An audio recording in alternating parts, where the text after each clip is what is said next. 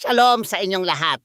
Ako si Rabbi Rich. Ngayong araw ay nakatuon tayo ng direkta sa mahalagang babala na matatagpuan sa unang Korinto Kapitulo 10, talatang 5. Ipinapaalala sa atin ni Rav Shaul ang isang seryosong katotohanan mula sa kasaysayan ng Torah.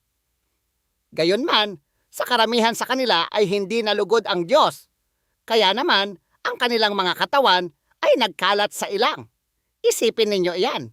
Sila ang mga mismong tao na nakakita sa mga himala ng pag-alis sa Ehipto, ngunit hinayaan nilang bumaba ang kanilang bantay.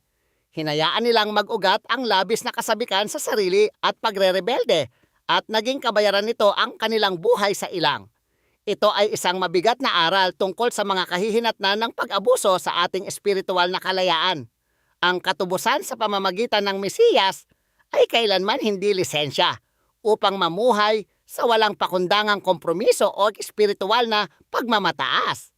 Kapag iniisip natin na tayo ay nakatayong matatag, doon mismo tayo mas madaling matisod at mahulog.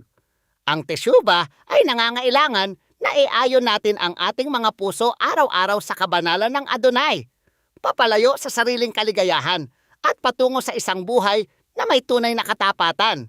Dapat nating bantayan ang ating mga puso laban sa kaaway na gustong magbukod sa atin at magpabagsak sa atin. To begin a deeper daily walk with the Messiah, I encourage you to visit the Walk with Yeshua app, linked in the description below.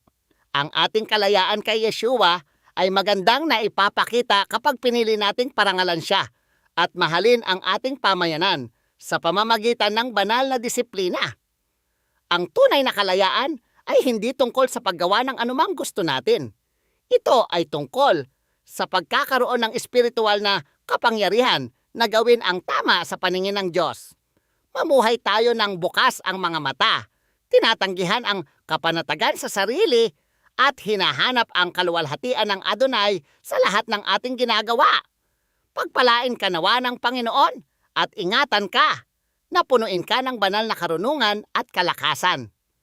Salamat sa pag-aaral kasama ko ngayon at inaasahan ko ang iyong pagsama sa akin sa ating susunod na pag-aaral. Shalom Aleichem!